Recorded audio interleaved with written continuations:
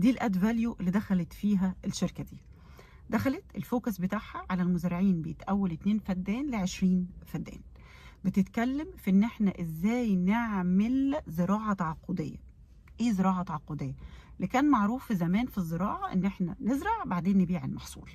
طب لو انا عندي حد في السلسله عايز زرعه معينه، شركه تعبئه او مصنع معين او مستورد معين عايز زراعه معينه بشكل معين، وهنا ياتي الدور بتاع الزراعه التعاقديه، ان انا من قبل ما ازرع ابقى ضامن ان انا ابيع المحصول.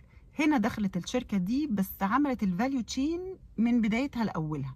يعني ايه؟ يعني انا عندي ارض، عايز ازرع هذه الارض تجيب لي اعلى قيمه من الفلوس.